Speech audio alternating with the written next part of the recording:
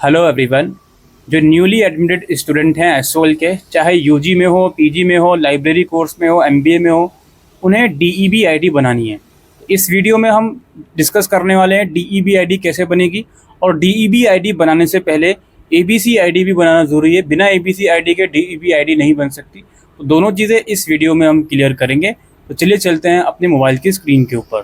तो ये है डीईबी आईडी का पोर्टल। अब डीईबी आईडी क्या होती है, इसके ऊपर डिटेल वीडियो मैंने कुछ दिन पहले ऑलरेडी आपको प्रोवाइड करी थी, तो आप उस वीडियो को भी जाकर ज़रूर से देखें। तो डीईबी आईडी क्रिएट करने के लिए ये आप देख रहे हैं ना कि यहाँ पर आपको एबीसी आईडी डालनी पड़ेगी पहले, लेकिन अभी एबीसी आईडी तो हमारी बनी नहीं है। ये देखो, अगर किसी ने बना रखी है तो उसको एबीसी आईडी दोबारा नहीं बनानी। तो एबीसी आईडी तो हमारी बनी नहीं है, ठीक है, तो वो यहाँ पर हम नहीं डाल सकते। तो पहले हम एबीसी आईडी क्रिएट करेंगे।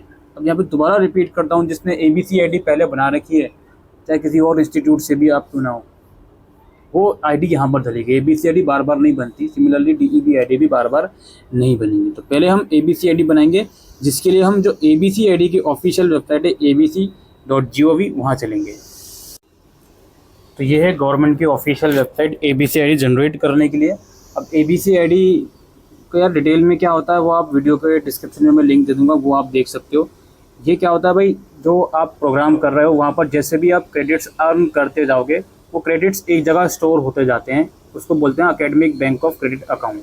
तो उसी का एक यूनिक नंबर होता है हर एक स्टूडेंट का, जिसे बोलते हैं एबीसी आईडी, ठीक है। तो ये हम ऑफिशियल साइट पर आ गए हैं। यहाँ पर आपको राइट साइड में लॉगिन का ऑप्शन नज़र आएगा और फिर स्टूडेंट का ऑप्शन नज़र आएगा। यहाँ पर आप क्लिक करोगे। अब यहाँ पर एक बात साफ समझ लीजिए आप लोग, एबीसी आईडी जनरेट करने से पहले कुछ बेसिक चीज़ें हैं जो आपको पता होनी चाहिए।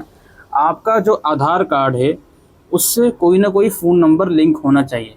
अगर आपकी मम्मी या पापा का भी नंबर लिंक है, कोई बात नहीं, काम हो जाएगा। उस पर ओटीपी आना चाहिए, इनकमिंग एक्टिव होनी चाहिए।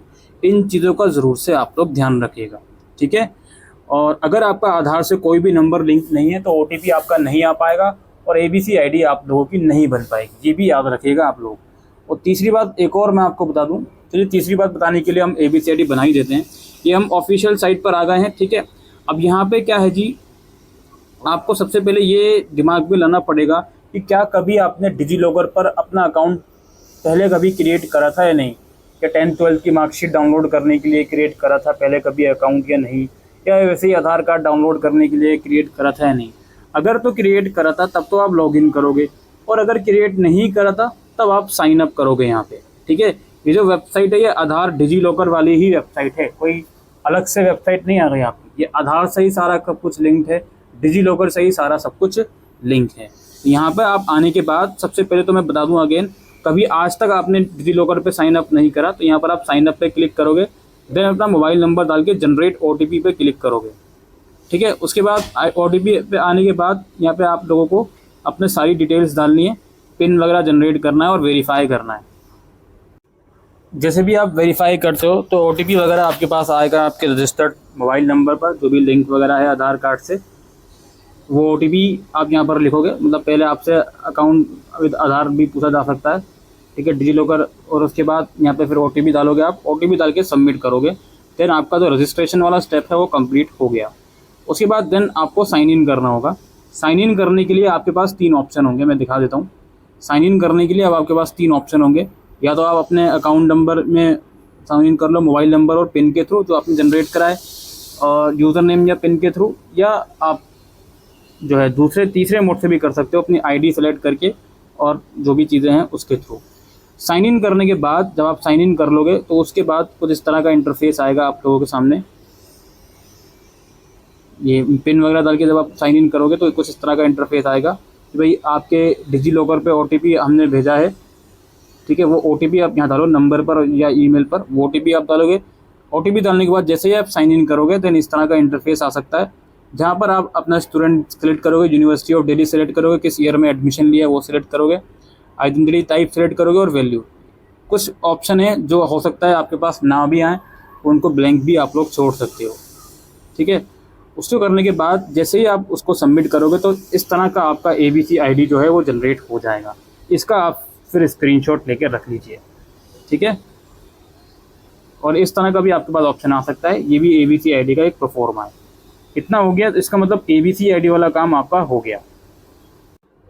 इतना करने के बाद वापसी अब हम DEB ID वाला, जहाँ पे हमें DEB ID क्रिएट करनी है, उस लिंक पर हम आ गए हैं। ठीक है, यहाँ पर आने के बाद अब यहाँ पर आपको अपनी ABC ID डालनी है जो आपने अभी अभी क्रिएट करी है, और एंटर बटन पे क्लिक करना है।